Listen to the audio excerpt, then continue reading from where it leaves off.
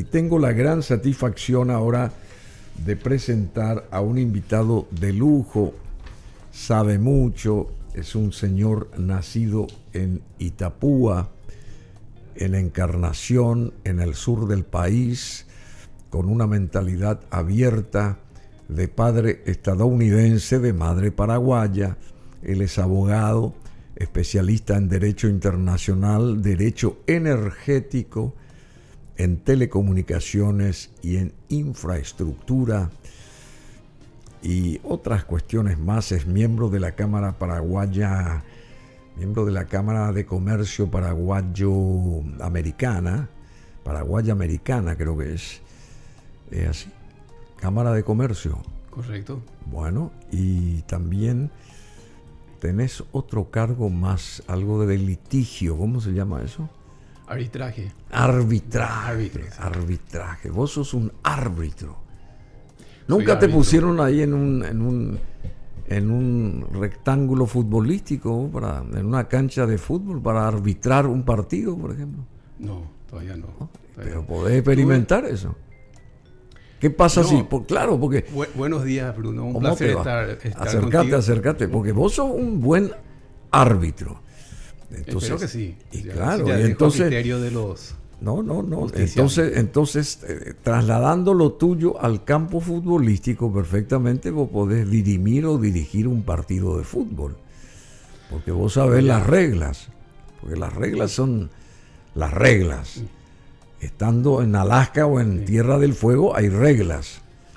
Claro, bueno, el tipo de arbitraje que yo hago es se usa en fútbol, pero no se usa en la cancha, se usa como una instancia si hay alguna controversia o hay una cuestión no resuelta dentro del campo de juego y se resuelve con posterioridad. Ahora, yo no integro ningún tribunal arbitral deportivo que esté relacionado al fútbol, a la Conmebol. ¿Y qué pasa si alguien te dice, che, ¿por qué no te unís y no formás parte de nuestra visión global a partir de ahora, porque queremos mayor puntillosidad en nuestras decisiones arbitrarias? ¿Aceptarías vos? Sí, aceptaría. Nunca me invitaron, pero aceptaría. Y bueno, ahí te está escuchando Robert Harrison. Ah, sí. Yo sé que te va a invitar, por lo menos para conversar. Y él se va a interesar en saber qué vos sabés del arbitraje futbolístico fuera de las canchas, digamos, analizando ciertas cuestiones. En el centro de arbitraje al que pertenezco, sí tuvimos un arbitraje deportivo, pero era de carrera de fórmula, pero más de categorías inferiores, sí. ¿Sí? Tuvimos un arbitraje. Un arbitraje. Sí. Bueno, se me ocurrió nomás, discúlpame, pero se me ocurrió porque vos sos un árbitro. ¿Y un árbitro qué quiere decir? Estar en la columna del medio y saber analizar lo que pasa a la izquierda y a la derecha y en los 360 grados. ¿Más o menos es así? Sí, el arbitraje es un método de solución de controversias alternativo al del Poder Judicial. O sea, en vez de confiar la solución de una controversia jurídica a los jueces ordinarios, se los confía, las partes por voluntad propia confían a un tribunal arbitral que a veces se entiende que tiene un mayor grado de especialización o es más independiente, es más imparcial y las partes creen que el objetivo de la justicia está mejor logrado con ese tribunal. Por eso en fútbol se utiliza arbitraje, se utiliza en automovilismo, se utiliza en muchas incluso hay una ley de disciplinas deportivas. Sí. Claro, la Constitución permite el arbitraje como una alternativa al poder a la justicia ordinaria. Y hay una ley del deportes de hace unos pocos años que también tiene el mecanismo arbitral para la solución en las diferentes disciplinas deportivas. Es fascinante, realmente es fascinante. Como vos decís, hay muchas reglas o sea, todos los deportes dependen de reglas, ¿verdad? Claro, las reglas dependen cómo se dirime una contienda deportiva o lo que sea. Entonces, a veces hay controversias que hay que resolver después. Decime, ¿y vos podrías ser el árbitro en el asunto energético de Itaipú, por ejemplo, también? Porque vos conocés mucho eso. Claro, o sea, lo que Paraguay necesita que dejó estar durante muchos años, Sí. y ahora se apura, pero Sí. prácticamente ya no hay solución. Sí. Pero vos podrías perfectamente dirimir un conflicto en el sentido hipotético. O sea, lo que nos pertenece a los paraguayos o perteneció y nos sacaron, y a partir de ahora que no nos saquen más, aunque sea ínfima la cuestión que nos sobre. Vos podrías estar ahí también para dilucidar este tipo de cosas. Bueno, de lo que hablamos en deportes y de lo que hablamos en deportes, lo que vos me comentaste, son arbitrajes para personas privadas o personas que se desenvuelven a nivel de alguna disciplina privada o alguna esfera privada. El tema de Itaipú y de Yacyretá es un tema de estados, y si hay un arbitraje sería si se tuviera que llegar a llevar la cuestión a una situación... A La Haya. A La Haya, sería la Corte de La Haya. Ahora, Pero vos podrías dirigir eso desde el lado paraguayo. no, la Corte de La Haya tiene sus árbitros. Yo no, Ya sé. Sí. Pero vos podrías... esto en el plano hipotético te estoy diciendo, no que te caiga mal, al contrario, que te caiga bien, porque yo sé que vos sabes mucho. Vos podés preparar toda la papelería que Paraguay necesita para que se arbitre allá en La Haya, llegado el momento, una cuestión con el Brasil respecto a Itaipú, por ejemplo. Claro, si el Paraguay contrata un estudio jurídico internacional que se especializa en estas cuestiones, y ese estudio jurídico quiere hacer un equipo y integrar profesionales paraguayos, yo podría estar en ese equipo. En el tema de Yacyretá, por ejemplo, yo escribí sobre la interpretación del Tratado de Yacyretá y cómo el Paraguay podría llegar a La Haya. Eso está publicado en ABC Color. ¿Sí? Era una cuestión como abierta, nadie había resuelto. ¿Cuándo publicaste eso fue hace esto? 4 o 5 años. ¿Sí? Hice el análisis del Tratado de Yacyretá y la posibilidad de ir a La Haya. El Brasil es un poquito más complejo por la letra del tratado y porque Brasil no aceptó la Convención de Viena sobre el derecho a los tratados, sino con posterioridad a la firma del tratado, pero también hice un análisis y creo que es viable llevarla a Brasil a La Haya si hace falta. Y yo creo que Paraguay aceptó en 1972 esa cuestión. Sí, y Brasil recién en el 2006, no sé qué cosa. Sí, algo, sí. Más o menos así. Ahora, es importante saber que el derecho internacional público se basa mucho en el derecho consuetudinario internacional, porque no hay un policía mundial que esté por encima de los soberanos. O sea, todos los soberanos lo que hacen es observar la práctica de siglos de los otros soberanos y cómo fueron resueltos los conflictos. Entonces, la Convención de Viena sobre el derecho a los tratados lo que hace es codificar el derecho internacional que ya se viene respetando hace más de 200 años, 300 años y más incluso. Entonces, el hecho de que el Brasil formalmente no haya aceptado la Convención de Viena no significa que a través de la Carta de las Naciones Unidas y a través de otros actos internacionales a los que sí se adhirió en el pasado, acepta el sistema internacional como miembro de la comunidad internacional. O sea, no sería un pretexto, ese pretexto técnico de que de las fechas podría ser un argumento, pero no tendría que ser un argumento que definitivamente le resuelva la cuestión en contra de los derechos del Paraguay.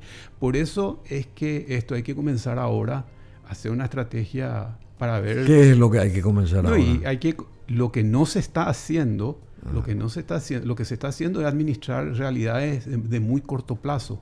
¿Y qué se debe de hacer? Se está haciendo... Bueno, no hay que tener un enfoque tecnocrático y gerencial simplemente. Yo creo que hay que tener un enfoque de estadista, ¿verdad? El estadista lo que piensa es como una sociedad, dónde estamos, de dónde venimos, dónde estamos ahora y a dónde nos queremos ir. Claro. Un estadista tiene que formular una visión para las próximas generaciones y no simplemente gerenciar gastos sociales de corto plazo o gastos o fondos para... O comprar tractores y ese tipo de cosas. Comprar gobernadores, porque la compra de tractores es una forma de comprar gobernadores y simplemente...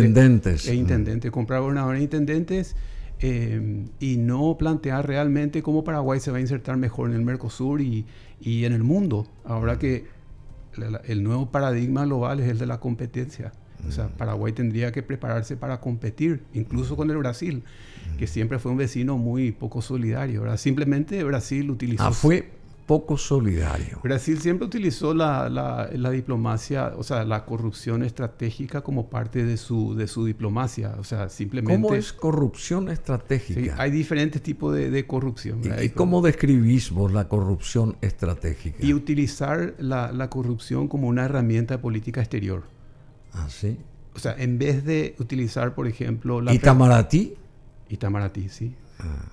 Itamaraty utiliza con respecto al Paraguay, utiliza la corrupción estratégica como una herramienta política exterior. ¿Y cómo se manifiesta eso, digamos? ¿Cómo se patentiza esa corrupción? Y comprando élites políticas, comprando élites empresariales, sí. con contratos, nosotros... A cambio de no reconocer la igualdad jurídica de Paraguay en Itaipú, a cambio de no permitirle a Paraguay comercializar su energía, nosotros vamos a generar contratos públicos, vamos a hacer el negocio político de los contratos públicos, vamos a hacer puentes, vamos a hacer costaneras, vamos a dar gastos sociales, vamos a comprar tractores, y con eso se compran a las élites políticas. Y al comprar a las élites políticas, detrás de eso vienen las élites empresariales que se benefician de eso. O sea, seguimos recibiendo maletines. Directa e indirectamente, no sé si... nadie vio, ¿verdad? El maletín famoso, no sé si es un maletín, pero de alguna forma llega. Famosos. De alguna forma llega el maletín, ¿verdad? En formato contrato, en algún formato llega. Bueno, no sé pero si ya... llega en efectivo, pero eso ya... Bueno, pero en algún formato llega. Lo que pasó ya pasó, sí, lamentablemente. Y a partir de ahora, ¿cuál sería tu mirada desde la perspectiva técnica tuya del arbitraje? Lo que Paraguay debe de hacer con lo que le resta por hacer. No sé si es mucho, si es poco, si es nada. Respecto a Itaipú te estoy hablando. Bueno, a nuestra energía, lo que nos corresponde a nosotros, en base al 50% que nos corresponde, ¿verdad? Claro, el arbitraje es una alternativa cuando no hay acuerdo de partes, ¿verdad? La primera, el plan A tendría que ser llegar a un acuerdo para que Paraguay sea igual a Brasil y pueda comercializar su producción en cualquier país de la zona. Para ese objetivo, lo primero que hay que hacer, y lo que no se ha hecho hasta ahora, es contratar a las consultorías necesarias. Importantes de afuera. Importantes de afuera. No estos grupos que van a la Cancillería a exponer cada uno su PowerPoint. No, nosotros necesitamos... PowerPoint. Y claro, la Cancillería hace 2 o 3 años convocó una serie de expertos que eran... Bueno, eso no lleva a ninguna parte. Nosotros necesitamos expertos en mercados energéticos. Sí. Empresas especializadas en mercados energéticos. Que digan, que establezcan cuáles son los esquemas y los mecanismos para para que se coloque de la mejor manera. Sí. Y nunca se hizo eso. Nunca se hizo eso porque acá te dice que el presidente de la ANDE tiene que negociar con el Brasil y entonces el presidente de la ANDE eso no se va a ninguna parte. Después que acá van a licitar bloques de energía en el Paraguay para entregar todo eso no. Lo que hay que... Nosotros... Alguna vez te habré dicho, el tema de energético tiene varios segmentos. Itaipú es el primer segmento, la generación, ¿verdad? Pero después viene la transmisión y la distribución. Entonces son varios segmentos. Si vas a entrar al mercado de Brasil o a cualquier otro mercado, tenés que tener ya todo previsto, el tema de la transmisión, la distribución. ¿Quién te va a transmitir esa energía? ¿Cómo se va a distribuir esa energía? ¿En qué mercado? ¿Dónde se va a colocar? Y todo eso es una operación muy compleja que la hacen empresas especializadas. Que hace rato ya se tuvo que haber comenzado a trabajar en esto. Hace rato y no hay excusas para no hacer eso. Porque ¿Qué pasa si... Hay empresas italianas que están interesadas. Te estaba por preguntar cuáles son aquellas empresas. Bueno, pero ¿qué pasa si, hipotéticamente, si esto que planteas se concreta? ¿Cómo reaccionaría Brasil ante una cosa que por primera vez Paraguay, digamos, se va a poner los pantalones largos para tratar de mediar, tratar de medir lo que le corresponde ¿Y cómo va a reaccionar Brasil ante una cuestión como esta? Si se hacen bien las cosas, se dan certeramente los pasos para llegar a un objetivo, que es tratar de beneficiarnos realmente con lo poco que ya nos queda. ¿Cómo reaccionaría Brasil? Y Brasil no tendría que reaccionar mal porque hay formas de hacer esto en las que ambas partes ganan. Y gana Brasil también. ¿Cómo formas en las que ambas partes ganan? Porque siempre se la le dio... La idea no es perjudicarle a Brasil. No, ya la sé, idea es que Paraguay pueda hacer lo mismo que hace Brasil. Lo que pasa es que siempre se le permitió a Brasil meter goles. ¿Qué pasa si ahora pones un arquero de 2 metros gigantesco, que es el super arquero, y que tiene que atajar los goles, los supuestos goles? A eso voy. Claro. ¿Cómo va a reaccionar Brasil? Acostumbrado a no tener ningún arquero ahí en el arco al que metió siempre goles, ¿verdad? Y siempre chutar penales sin arquero. Sin arquero, claro. Chutar penales creo sin que arquero. Nos va a respetar, tal vez reaccionen de alguna manera pero no, de alguna manera en la que no sea visible. ¿Puede reaccionar de mala forma? Puede reaccionar de mala forma en una manera que no sea visible al público, que se mantenga a puertas cerradas, pero eso se tiene que presupuestar, ¿no? Ya es inadmisible que Brasil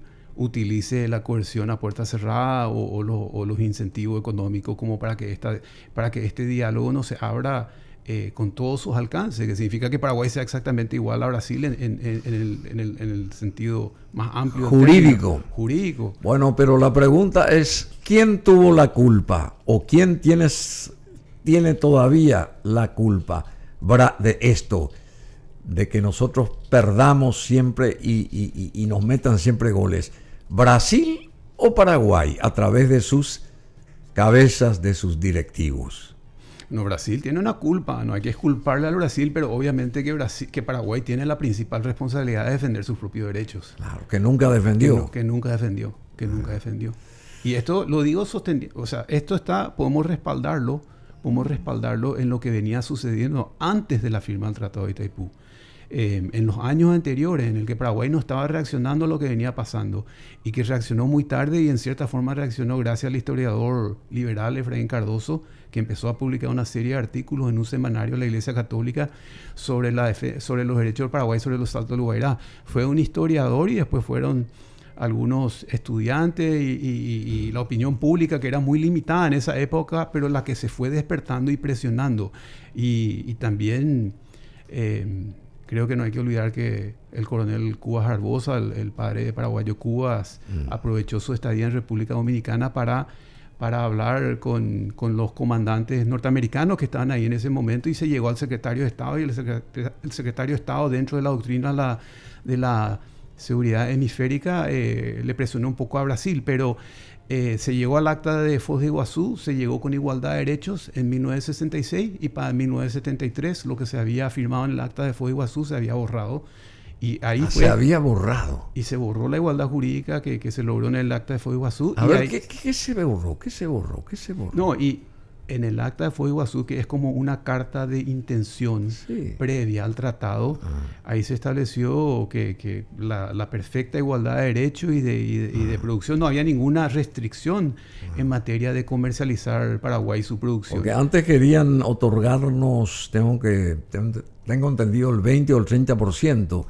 Sí, claro. Y Stroessner dijo no, el 50%, el gobierno de Stroessner en aquel momento.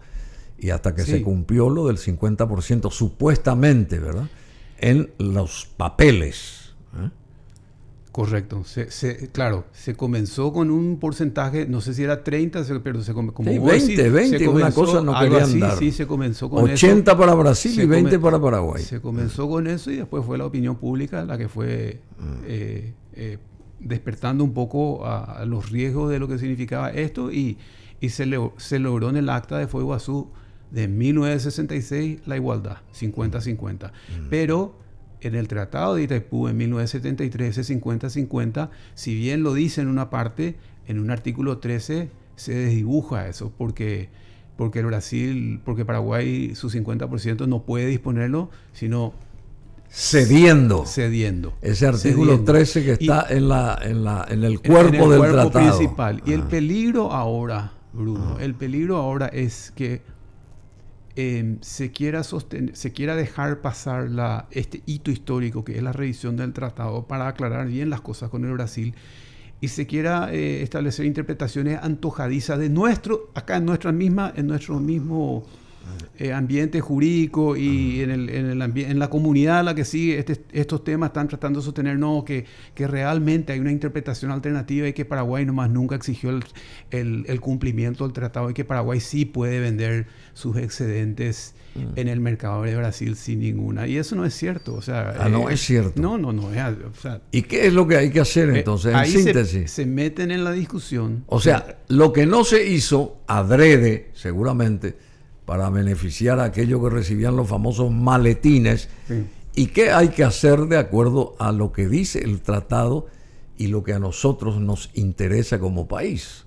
Bueno, hay que eliminar la restricción del artículo 13 y también hay que acordar con ese Brasil. Artículo 13 es el que obliga a ceder. Ceder la energía que no se consume. Pero seguramente nosotros técnicamente no podemos consumir nuestra energía porque no estamos preparados técnicamente. Claro, entonces se tenía que pagar la construcción y se tenía que garantizar de que esa energía se consuma.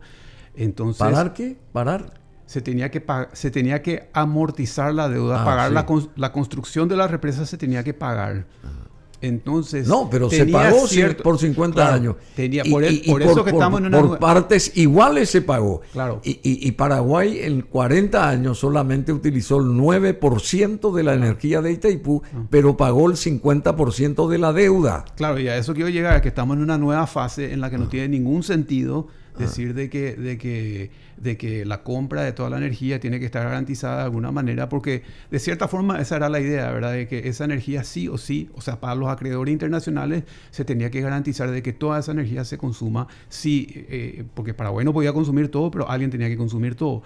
Ahora, en ese momento a lo mejor tenía cierto sentido tener algunas garantías, pero en estos siguientes 50 años ya no tiene sentido, ¿verdad? No se puede seguir en los próximos 50 años comprando tractores o cediendo esa energía. Hay que tener una nueva visión para Itaipú y para el Paraguay, ¿verdad?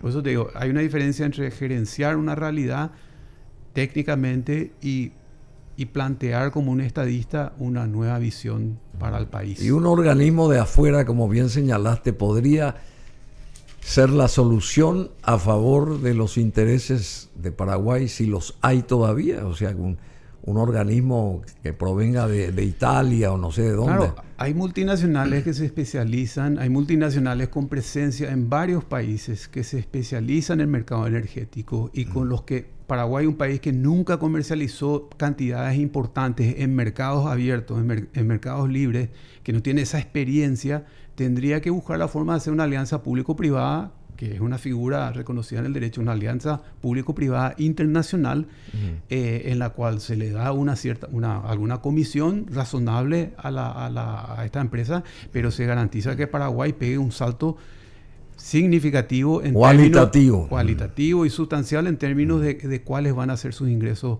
con su comercialización, incluso con el tema de Yacyretá. Es la misma cosa. Es la misma cosa, es juntar las dos cosas. Lo ideal sería que esa alianza público-privada sea para las dos hidroeléctricas.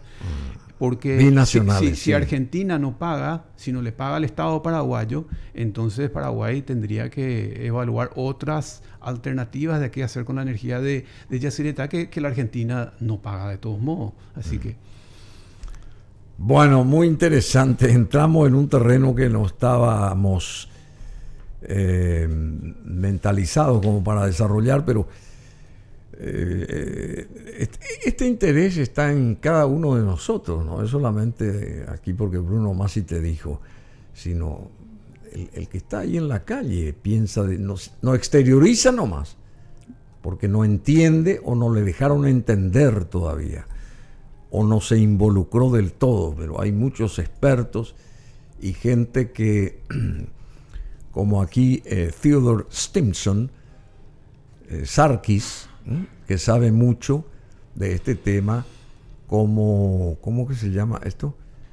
Como árbitro, porque vos manejás toda esa historia del arbitraje internacional y el arbitraje energético, el derecho energético a través del arbitraje. Bueno, y eso hace rato... Itaipú nunca te invitó tampoco para que vos por lo menos digas lo que sientas y lo que la postura tuya a nivel, aunque sea una ponencia ahí entre los capos de Itaipú. Nadie te invitó nunca. No. Qué bárbaro.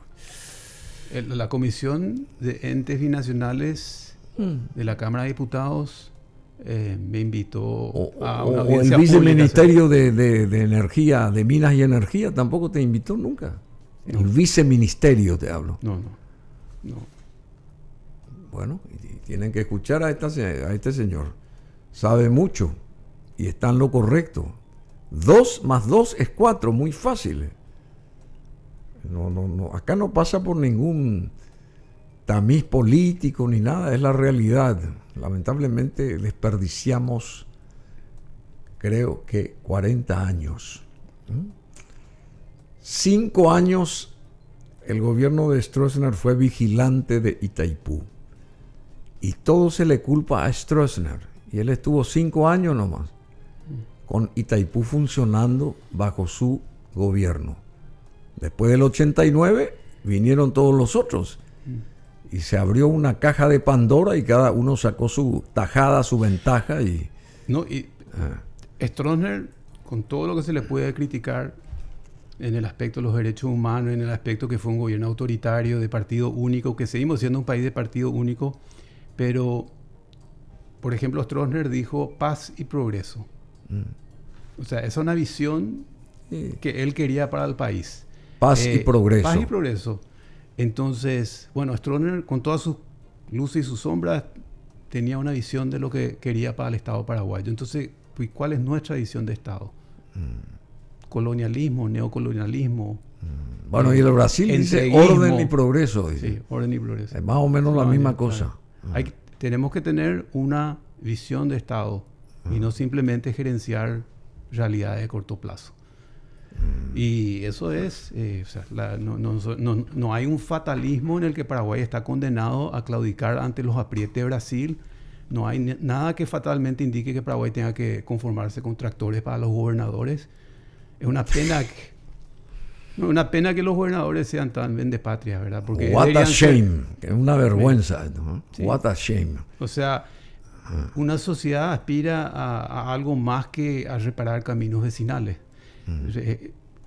Aspira a ser una sociedad que incluya a todos, que todos estén invitados a participar de la idea del bien común, de aportar, de que los cargos públicos, que las instituciones públicas están abiertas a todos, que no sea tampoco una meritocracia tan estricta en ese sentido, sino que diferentes gentes con diferentes ideas, de diferentes partidos, pero nosotros seguimos con un partido único y eso es algo que en algún momento el propio Partido Colorado debería tomar alguna iniciativa para cambiar, porque entonces siempre vamos a hacer una democracia electoral, pero nunca vamos a hacer una democracia liberal. Y la debilidad que tenemos con Itaipú, yo creo que pasa por nuestro ambiente político doméstico, que no nos toman en serio porque internamente no es un país con instituciones sólidas, con una democracia liberal, con gente que esté incluida dentro del proyecto de bien común y proyecto de país, sino que es una sociedad muy excluyente. Bueno, falta un proyecto país y acá prima solamente un proyecto político. Sí. ¿Verdad? Y sos muy generoso. Y soy generoso. Bueno, el tema nuestro pero ya no vamos a tener tiempo, vamos a dejar para la próxima. El tema nuestro con Theodore Stimson era las raíces del mal. Y esto también forma parte... Está relacionado con lo que de estamos las conversando. Raíces del mal. Esto escribió una filósofa, Martha Nussbaum, acerca de la sociedad que discrimina minorías y no crea condiciones ni conciencia para la digamos, fraternidad, para la igualdad, para la libertad, para los derechos del hombre y de los ciudadanos. O sea, es un tema muy profundo, las raíces del mal. Y estuve viendo este fin de semana largo un documental de, ¿cómo que se llama? Te dije... Los juicios de Nuremberg. Los juicios de Nuremberg, allá de 1946, donde estaban, creo que 15 o 20 personajes del nazismo siendo juzgados por árbitros de Gran Bretaña, de Rusia, de Estados Unidos, de Francia y del Canadá, me parece. O sea que sentados ahí en la silla de los acusados y se les consultaba, se les preguntaba acerca de esto, de lo otro. Por supuesto, respecto a la solución final de liquidar a todos los judíos en primer lugar, ¿verdad? Y ninguno salió, nadie desmintió eso, pero tampoco nadie se arrepintió de lo que hizo. Increíble. Y de 19, creo que, o de 12 que fueron enviados a la horca, supuestamente, 9 llegaron a esa instancia y no es el Goebbels, el otro, general, el mariscal nazi, el segundo de Hitler, que manejaba la Luftwaffe, tomó una píldora de cianuro y se liquidó ahí. Murió en su celda antes de que lo llevaran al paredón, a la horca, por ejemplo. Y el caso de Goebbels, que era el ministro Göring, es el que yo citaba. Göring, el grande, el que era mariscal. Y Goebbels, que era el ministro de propaganda, estando y conviviendo con Hitler en el búnker en las últimas semanas, los últimos días del Tercer Reich, él y su señora liquidaron a sus 6 hijos. Estaban los 6 hijos ahí. Los mataron a los 6 hijos con cianuro y después ellos se autoeliminaron, tanto el Goebbels como su señora, porque sin Hitler ya no merecían vivir porque el mundo iba a ser otro, según la mentalidad que tenían. Realmente es increíble lo que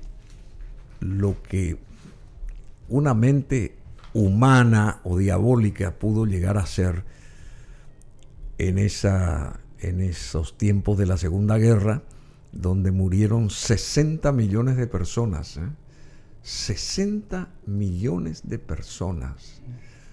Imagínense, Argentina tiene 45 millones y creo que Chile tiene 20 o más o menos, o 18. Hay que unir la población toda de Chile y toda la población argentina y es la cantidad de gente que murió en 5 años entre el 40 y el 39 y el 45 allá en Europa. Me gustaría hacerte un comentario sobre Alemania, porque creo que sirve como lección histórica.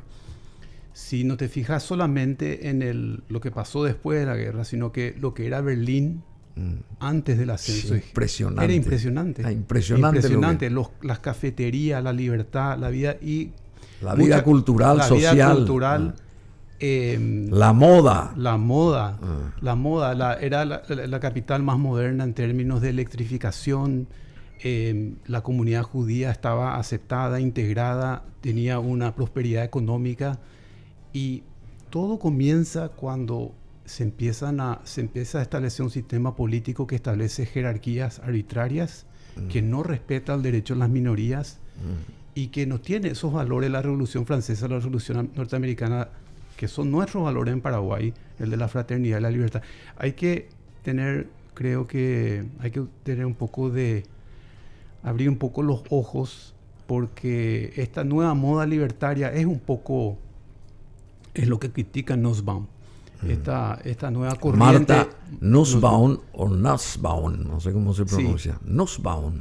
Tiene... Filósofa. No, es una distorsión. ¿Ella es alemana o estadounidense? No, estadounidense. Estadounidense. Sí, ella dice, por ejemplo, rápidamente, una nación justa necesita tratar de comprender las raíces del mal, comportamiento humano. Está diciendo, el comportamiento humano. Las raíces del mal del comportamiento humano. Es difícil saber cómo se deben proteger la dignidad y la igualdad de los ciudadanos si no sabemos a qué nos enfrentamos. Tomemos como ejemplo las leyes antidiscriminatorias. Los pensadores libertarios sostienen que las leyes que estas son innecesarias. O sea, las leyes antidiscriminatorias son innecesarias porque la discriminación es económicamente ineficiente. Todo lo que el Estado justo necesita hacer es eliminar las barreras artificiales al comercio, la contratación de minorías, etc. Los empleadores, siendo racionales, rápidamente verán que contratar a minorías les conviene. La política libertaria es ingenua, porque la gente simplemente no es así.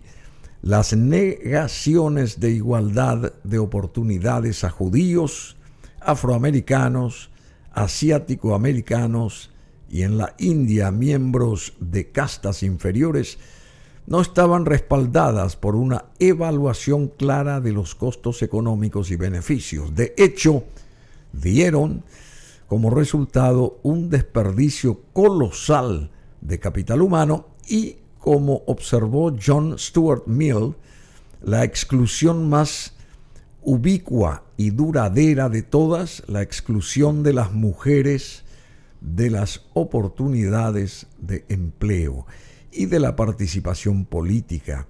Es una bizarra política de maximización de la utilidad social y que solo podría mantenerse mediante prejuicios irracionales.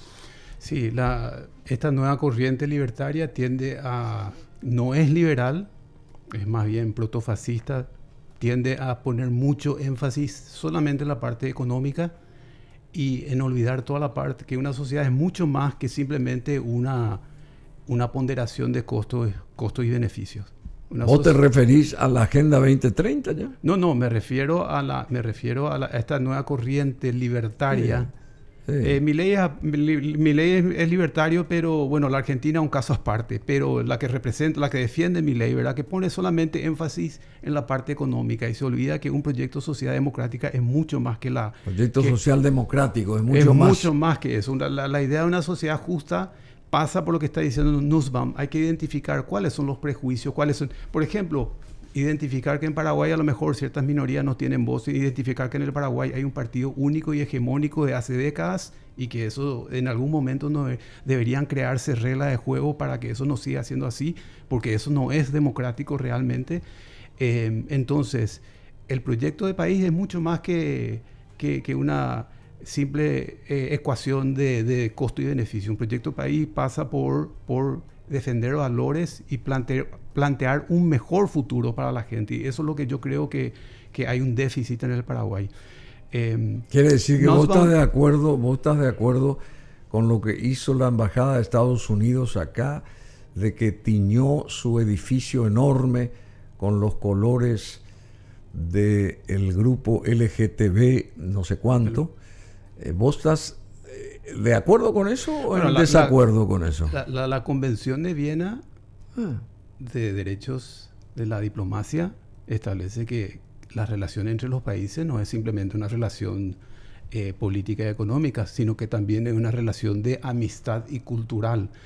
Si los Estados Unidos defienden valores como incluir a ciertas minorías dentro del proceso político y respetar sus derechos en varios aspectos. Y en el aspecto y en lo que hace a estas minorías hay 3 aspectos, ¿verdad? Que es no criminalizar, con lo que se logró, eso ya se logró un avance bastante importante en muchos países del mundo, en el sentido de que sus conductas no están criminalizadas, pero aparte de eso es no discriminar, y hay veces que hay leyes que se establecen para no discriminar contra la mujer, contra ciertas minorías. Y el tercer aspecto es cómo reconocer las relaciones. O sea, el derecho trata de adaptarse un poco a una realidad muy compleja, que es la sexualidad humana en este. Pero yendo al punto de los Estados Unidos, si en los Estados Unidos ellos están en un estadio en el que se reconocen estos derechos, en donde esa comunidad tiene un lugar dentro del proceso político, y la embajada quiere dar un mensaje político sobre eso, yo creo que la embajada tiene la protección bajo la Convención de Viena de las relaciones diplomáticas de hacer ese mensaje, porque parte de su política cultural es relacionarse con los otros países y defender los valores que representan los Estados Unidos. Izar también la bandera con los colores del arco iris debajo de la bandera de Estados Unidos. ¿Te parece correcto eso? En suelo americano me parece correcto defender los valores que esa sociedad política... en suelo americano. En suelo americano me parece correcto defender los valores que esa sociedad... Justamente, por eso te hablaba un poco de Berlín, antes del nazismo. Sí. Y hay una correlación histórica entre el autoritarismo y la opresión de minorías. Sí. Puede comenzar con una minoría, puede después seguir con otra. Se contagia. Se contagia, pero comienzan con uno, siguen con otro, y entonces se termina la democracia. Martha Nussbaum hace un análisis muy interesante de la ópera. Martha Nussbaum hace un análisis muy interesante de la ópera Las bodas de Fígaro de Mozart, y sugiere que esa ópera representa un poco una muy buena dramatización de lo que es la transición del feudalismo a la democracia. Porque en esa ópera hay un conde que dentro del feudalismo ellos tenían lo que se llamaba el derecho de pernoctar. O sea, el amo feudal tenía el derecho de pernoctar con cualquiera de las mujeres del feudo, y también tenía la primera opción con respecto al matrimonio de cualquier mujer.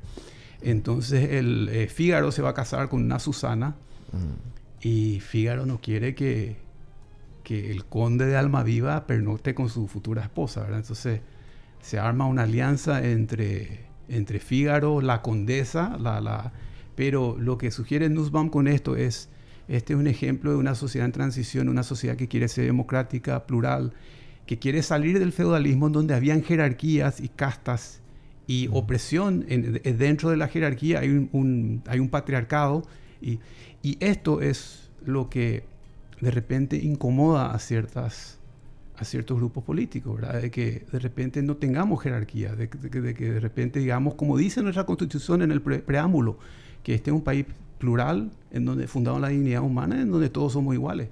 Y no hay jerarquías. Puede haber un Estado que tiene, qué sé yo, una jerarquía dentro del Poder Ejecutivo en el plano administrativo, pero eso no significa que el país tenga que obedecer a ciertas jerarquías. Bueno, justamente para cerrar esto, muy interesante, porque llegamos a un clímax acá con este tema que salió de la galera. Henry Kissinger, el gran Henry Kissinger, epítomes del liderazgo, fue un apartado también que señaló con mucha vehemencia sobre este tema en particular. La mayoría de los líderes no son visionarios, sino administradores. En cada sociedad y en cada nivel de responsabilidad se necesitan administradores cotidianos para guiar las instituciones confiadas a su cuidado. Pero durante los periodos de crisis, ya sea de guerra, de rápidos cambios tecnológicos, de dislocación económica grave o agitación ideológica, la gestión del status quo puede ser el camino más arriesgado de todos. La gestión del status quo puede ser el camino más arriesgado de todos. El dejar hacer las cosas nomás ahí. Los estadistas previsores entienden que tienen un par de tareas esenciales. La primera es preservar la sociedad manipulando las circunstancias en lugar de verse abrumados o verse abrumados por ellas. Dichos líderes abrazarán el cambio y el progreso al tiempo que se asegurarán de que su sociedad conserve un sentido básico de sí misma a través de las evoluciones que fomentan en su interior. La segunda es moderar la visión con cautela, albergando una sensación de límites. Brillante Kissinger en su descripción de lo que es un liderazgo necesario para una sociedad que está en proceso de cambio y que necesita un mejor futuro. Y vos sabés que él es oriundo de Deutschland über alles. Sí, él salió cuando comenzó la persecución. Bueno, muchísimas gracias. Un placer. ¿Querés agregar algo de sí? No, un placer estar siempre con el periodista audiovisual más importante de todos los tiempos. No, déjame de embromar, no, por favor. Tu lenguaje son las imágenes y lo haces muy bien. Yo soy una... Y aprecio esta serie de diálogos que estás haciendo, no está haciendo nadie. Esto de dialogar, como vivimos en un tiempo de redes sociales y todo es a velocidad de relámpago, nadie presta atención, se consume cualquier cosa. Sin embargo, vos estás parando la pelota, ya que hablaste de fútbol, parando un poco la pelota y trayendo a mucha gente importante a hablar con tiempo y poder profundizar un poco los temas. Así que te felicito por esta serie de diálogos y por invitarme. No, por favor, para nosotros es una enorme satisfacción y recordar a ciertas cucarachas a veces. Bueno, y vamos con este tema, 13 de las 11. No, por supuesto, en tu caso, porque vos sos the master of the universe, ¿verdad? Pero que te tiene que escuchar esa gente de Itaipú y esa gente del gobierno. Le tienen que escuchar aquí a Theodore Stimson con mayor atención, por supuesto. Se le dice Teddy, más fácil. Teddy Stimson. Entonces, Theodore es a veces más complicado. Entonces, Teddy como el osito, ¿verdad? El osito. Muy inteligente, no muerde el osito, sino es muy inteligente y hay que escucharlo.